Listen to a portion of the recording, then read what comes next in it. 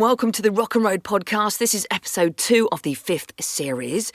This week, I try out the new look Ducati Monster. I speak to Ian Anderson from Jethro Tull about making albums, touring, and some career paths he tried before becoming a musician. My son Dexter reviews the new movie, The Bad Guys. We hear from Emma Franklin from MCN, the motorcycle newspaper. And I'll tell you about my new radio show. But first, the motorbike. Today I have a Ducati Monster, and these are legendary. They've been around since 1993. They feature a sporty engine, but perfect for road use, combined with a superbike-derived frame. Now, this new Monster is the naked sports bike that is suitable for everyone, and it's meant to be very light, easy to handle, and fun. For 2021-22, they have simplified the Monster range and they've updated it, stripped back the bike itself and made it a bit more user-friendly. The engine is now the bigger 937cc, shared with the Super Sport and some other bikes as well. It's got a new clutch, new cylinder head and all kinds of new parts to it. A weight of just 188 kilograms. Nice and light, lots of power. So let's try it out. Let's take the steering lock off, turn the key round to on, stand up, let's fire it up.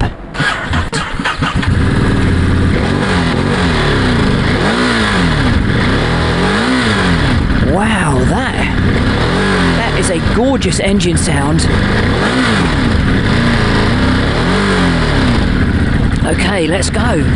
We're in first gear, let's get it off the drive.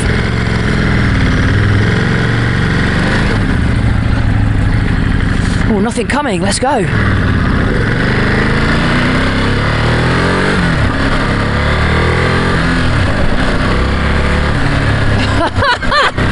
Oh, wow. This is so fast and light at the same time.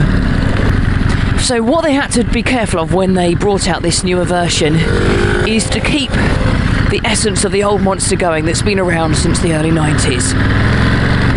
So they didn't want to get it wrong, but they did want to change it up a little bit. One of the things they've done is to drop the trademark trellis frame. And this apparently caused some raised eyebrows at the time. Would this work? Is this a mistake? But if anything, it feels even more Monster-like. It's so narrow and light and small, you feel like you're riding a 250 in terms of agility and throwing it around, comfort and size, but it's like a 950 engine. No wonder these are popular. And talking of that weight reduction, they've managed to lose 18 kilograms. That is a lot. Oh, it's just a dream to swing around the corners.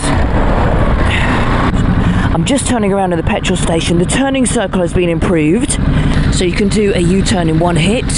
It's got a more upright handlebar position than previous models. The bars are actually 70 millimeters nearer you as the rider.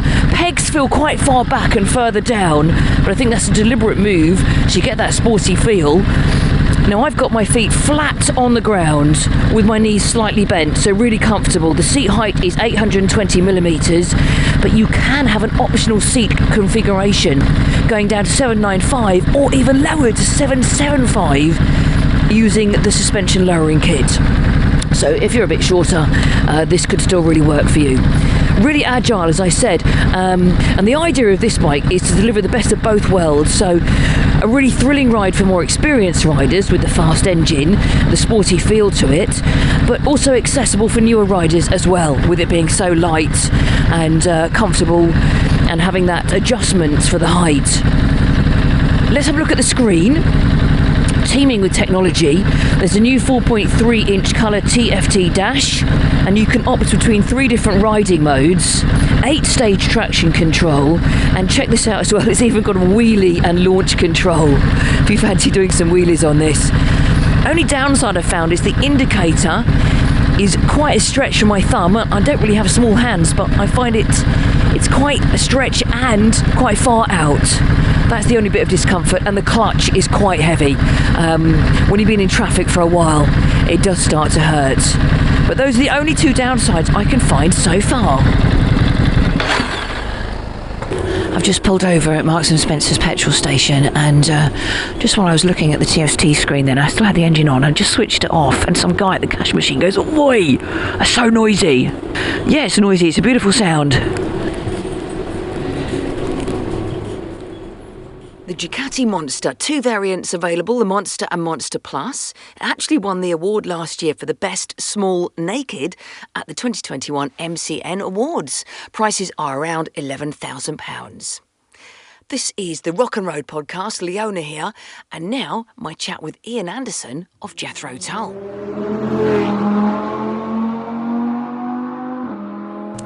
Welcome to the podcast, Ian Anderson. Hi Ian, how are you? Well, I'm about the same as I was yesterday, and at my age, continuity is everything. Okay, well, we'll take that as a good thing then. Now, Jethro Tull's got a new album out after almost 20 years. What has brought this about? Well, in 2017, I started work on a new project, and I decided that since the members of the band had been playing with me for really quite a long time, that it would be a good opportunity to release it as Jethro Tull, and they finally get to be on a Tull album, since it's the longest standing lineup of Jethro Tull since we began. And we obviously played, they have played hundreds and hundreds of concerts as members of Jethro Tull. It's just they've never been on an album released simply as Jethro Tull, because the albums from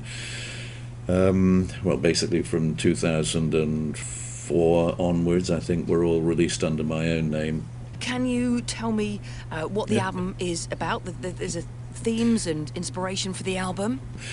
The album began in 2017 when we recorded 7 tracks, and then we were on the road for much of 2018 and 19. I only got round to finishing 4 of them when the pandemic hit, so we were then thrust into an 18-month lockdown effectively, since we couldn't really get together in the studio to work or to do any concerts. But the finally got finished off in the spring of last year, and I delivered it to the record company in June, I think, of last year. But we had to wait for more months because of the time it takes to get vinyl pressed these days. There are so few vinyl pressing plants left anywhere in the world that you're in a long queue. Most of even the 4 or 3 or 4 major record companies are quoting usually at least a year from delivery of an album to getting it pressed in vinyl, which is a crazy waiting list. Hasn't it? A really long wait. Yeah, you'd be easier getting a hip operation on the NHS would come sooner, wouldn't it? That's so true, Ian. So tell us about the actual album and any themes. Well, I set out back in 2017 to write a bunch of songs, each one about a different, strong human emotion or condition. And I made a long list of single word references for myself, words like anger, rage, jealousy, vengeance, greed, and then a bunch of nice things like different kinds of love and companionship and loyalty and compassion. And I looked at my long list and I thought, they're all words I remember reading in the Bible in various contexts, so I decided on a whim to do an internet search of the use of those words in the Bible, and came up with a few references, biblical text, which just served as a comparison point, really, because I think really all but one of the songs, and even that one, is contemporary, but most of the songs, they are about the world we live in today. They're not the world of the Bible, although one lyrically tends to be rooted in the Bible, but the subtext, the analogy, is good for today's world too. So I'm not writing, as some people have assumed, this is not musically illustrating text from the Bible. It's not as simple as that. I just like to have comparison points. It's nice if something works on more than one level. So forgive me for taking a more intellectual approach to writing lyrics, but somebody's got to do it. Yes. If it was so easy, you'd all be at it. You mentioned the human condition are in a rage. And I love this quote from you about social media, let loose by the aerosol spray can of social media. How do you think social media has affected us as humans then? And have you tried to explore that in the songs? Well, I think it applies really in the title track, the zealot gene, which, some folk might draw comparisons, given the time it was written, a few months after Donald Trump became president of the USA, that it's making reference to him. And I guess it is, but it's also making reference to a whole bunch of other populist leaders who will use media in order to try and indoctrinate their public, and that is so evident in the world today of modern Russia, where Putin controls the state media and controls it with an iron hand. So the song was written back in 2017, but nonetheless it's very applicable to the world we're living in this week. And Yes. I think, if you're going to be a songwriter, it's good to be able to come up with ideas that are not rooted to a particular point in time, because then after a few years or a few decades, it merely becomes nostalgia. And I don't get nostalgic about homeless people, even though I wrote the song Aqualung in 1971. So, it's nice if you can write things that have a currency. They have a contemporary point of reference, and luckily I've been able to do that on a few occasions. I am not the guy who wrote, "If you're going to San Francisco, be sure to wear some flowers in your hair." That was another guy, not me. Okay, well, thank you for clarifying. So you talked about the lyrics and the inspiration for the songs. What about the musical side of the songs? How do you compose the music side? Quickly. I am a pretty fast worker, and I try to do, if I'm writing lyrics, I'll try and do a first draft of lyrics in an hour or so, and then I'll go back and look at it next day and edit and refine, and perhaps do that 3 or 4 times before I actually get to the point of singing the song in the studio in order to record it. Now, you are a multi-instrumentalist. Which instrument did you learn first?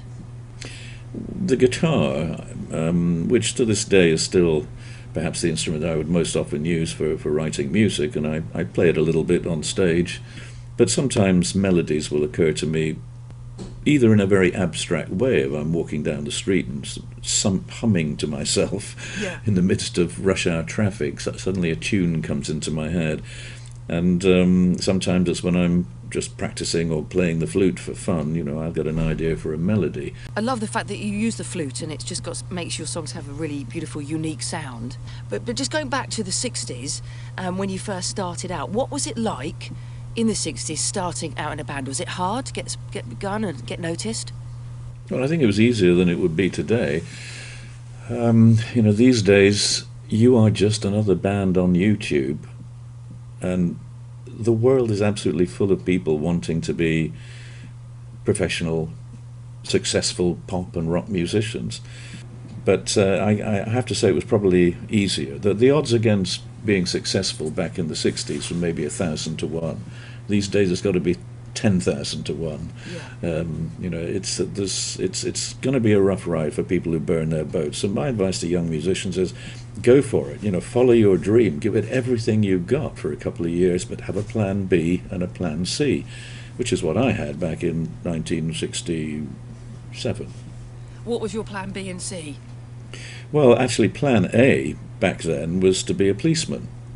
And I got as far as trying to enroll as a police cadet in Blackpool in 1966, I think it was. But they turned me down because I had too many O-levels.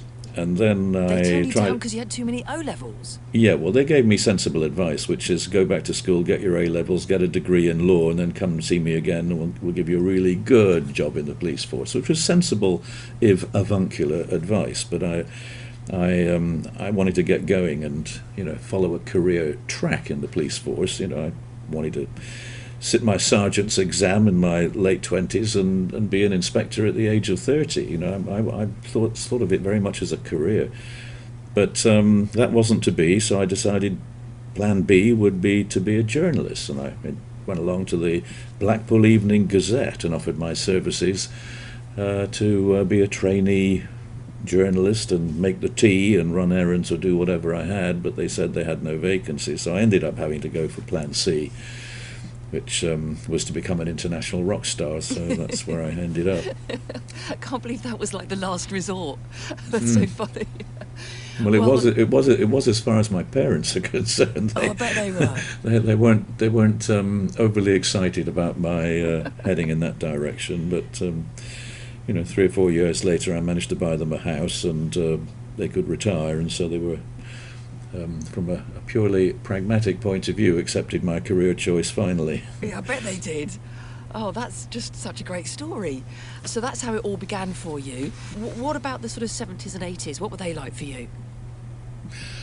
Well, the 70s were a period of continued growth in popularity around the world, and then I suppose we from an outside point of view, we soared to heights, playing many shows at Madison Square Gardens in New York and Shea Stadium. We were the first band since the Beatles to perform in Shea Stadium.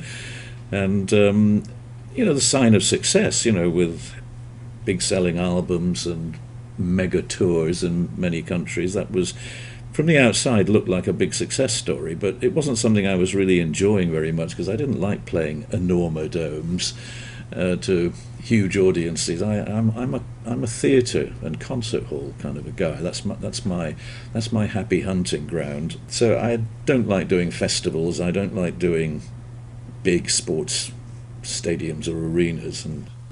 But it's nice. It's nice to walk out in front of several thousand people in a bigger place once in a while. But I'm more comfortable playing indoors on a theatre stage. Yes. It's probably the inner thespian in me trying to get out. I like to ham it up a little bit. Was that one of your career choices as well, to be an actor? Well, funnily enough, it absolutely is not, because I know I don't have that talent and skill.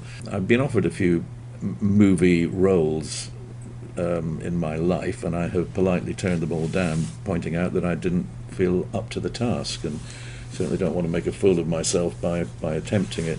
Coming up to the present day now, what tour plans have you got, and are you looking forward to getting out on the road? Well, we went back on the road at the end of August last year after a year and a half of no work for band and crew, and everybody was pretty desperate to try and get some get a paycheck in, really, to pay the grocery bill or the mortgage repayments or whatever. So it was long overdue, but since the end of August we played in several countries during last year and had to learn to negotiate all the complex rules and COVID protocols that were a whole different world to the one that we left in 2019. But I guess now we have got fairly used to it, and indeed things are a little easier now than they were a few months ago in terms of travel, at least in most countries that we're visiting. So we're playing catch up in from 2020 and 2021 we had tours that were rescheduled not once, not twice, but 3 times. Yeah. So if we were going to Russia in September, which we're contracted to do, but obviously will not, under the current situation, be doing, it would have been the 4th rescheduling. People bought their tickets back in 2019, and I've not showed up for work yet. Wow. And looks like I won't. And that to me is a ethical failure. I feel really awful about letting people down. It is embarrassing when people have, you're sitting on their money. Well, I'm not sitting on their money, but the ticket agencies or the promoters are, and that feels wrong, to have to wait all this time to finally attend a concert. But I mean, it's lovely that you got those sentiments towards your fans, and I'm sure that's very much appreciated. But obviously, really hope that you can get out and do these dates. Well, we will be, because I have booked and paid for the flights, and the promoters have paid for the hotels, but we've got to be prepared for things to go belly up again. And with COVID, you certainly can't be counting out Mr. Omicron's nasty cousin, who might be waiting in the wings to make the big entry. I love the way you put that. Well, it's another thespian illusion, isn't it? Okay, well, thank you so much for telling us all about the new album and the tour dates, touch wood, all going ahead. And lovely to have you on the show, and great to catch up with you. Well, and nice to talk to you too, and good luck to all your listeners, and I hope the rest of this year proves to be a whole lot better than the last two. Thank you, Ian. Okie dokie, good to talk. Hi, Dexter. Hi. How you doing? Good. So we went to see The Bad Guys last weekend, Yeah. and it's not out until the 1st of April. Some people might not have seen it yet. So let's have a review from you. You're 8 years old. What did you think of the film? 8.5. Oh, sorry, 8.5, to be correct. Dexter, aged 8.5. What did you think of the film? It was very good and very funny. What was funny about it? About the piranha, because it's really crazy. Yeah, the piranha's crazy. So there's some characters in it who are like a team of baddies, aren't they, or criminals. Who's in the team? A wolf, a snake, a spider, a tarantula, and a shark. And Mr. Piranha. Oh yeah, Mr. Piranha. So these guys, they want to change their reputation. What happens when he wags his tail? Oh, that means he's getting a good feeling. Yeah, so somebody calls him a good boy for the first time ever, and he wags his tail, and he quite likes it, and he thinks, oh, maybe being good could be quite nice. And then what happens? They're actually pretending to be good so they can win an award. That's right. So there's a bit of a twist in the story. Won't tell you any more than that. But there's some really funny bits. What's the funniest part? Oh, I think when the wolf tames a cat, and then and when they were trying to get away, his cat got stuck in a tree, and then he got the cat and put sunglasses on it, and it looked like he was one of the bad guys. Yeah. Oh, the cat just joined up with the team. It was really cute. Yeah, a really, really funny film. We were laughing out loud and fully gripped for the whole time. It's out on the 1st of April. And if you want to see the trailer, just follow me on Rock and Road Pod. Bye. The MCN Minute on the Rock and Road Podcast. Hi, Emma. How are you? Oh, I'm really good, Leona. How are you? Yeah, great, thank you. What's been happening in your world? Oh, well, this week we've been at Alton Park as my partner races in the ACU 250 National Championship. So we've been at racetracks all weekend doing some winning, so it's all good. Oh, wow, a biking couple. Yeah, exactly. Yeah, we're How both mad for it. cool. Yeah, very good. So what's happening in the paper, the MCN Motorcycle News this week? Right, so this week we've got news from exciting British small volume bike firm Langan. So if you've been at the shows over the past year, you probably will have seen their Langan two-stroke, which is their lovely 250cc cafe racer two-stroke. But they've been chatting to our senior reporter Dan about what their next plans are. And the big story is they're not going to build any more two-strokes, so it's going to be a different future for them. So they're actually planning a four-stroke model, and also an electric as well. So it's a bit of a shocker, really, but exciting. Wow, but electric is the way forward, isn't it, really? Well, that's what they're saying, but yeah, it's one path, I think, isn't it? And there's lots of talk about synthetic fuels and things like that. But yeah, Langan are obviously thinking that two-stroke, they've got to be two strokes out, and electric could be in. Yes. You sound reluctant. What are your views on electric motorbikes? I think they've got a place, sort of that last sort of like. The way you said that, they've got a place. Yeah, they've got a But place. it ain't with me. I'm not against them at all. I think they're really good, but I think for like the urban sort of last mile sort of commutery journeys and stuff like that. But I think for recreational biking and touring and things like that, I think there'll be a different sort of internal combustion engine sort of around the corner that can use different fuels that are more green. That's what I Okay, think, yeah, personally. that sounds like a good solution to that. Okay, what else? What else? So obviously the BSB season started to get underway this weekend with the first official test at Snetterton. So it was the first time we got to see Tom Sykes, who's come from WSB. So he's on the PBM Ducati for the first time. And we also got to see reigning champ Taz McKenzie back in action for the first time since he broke his leg during winter testing. So that was good to see. And on the subject of the Mackenzies, this week we've actually got a really good exclusive feature with Taz and his dad Neil, who won the BSB Championship 25 years ago. So they're talking about the differences and similarities between their two championship winning seasons, and it's sort of like just a good feature. Basically, they're arguing about who has it easier, who's the better rider, who's faster. So it's a good fun feature for fans of BSB young and old, really. Okay, sounds awesome. Well, it is the MCM Motorcycle News, the weekly paper, loads of content on a weekly basis. I don't know how you do it, Emma. I don't know how we do it either. There is a lot, and it's out every Wednesday, and we look forward to checking out the one we've been talking about this week. Thank you, Emma. Thank you. The MCN Minute on the Rock and Road Podcast. Buy the latest issue in store and online at motorcyclenews.com. This is the Rock and Road Podcast. Leona Graham here. Now, don't miss my new radio show. Well, that is if you aren't asleep. Because the thing is, if you're in the UK, it's actually going to be on air in the middle of the night. But I'm going to tell you about it anyway. It's on a New Zealand radio station called The Sound. I'm doing a show there on Sundays from 2 till 7 p.m.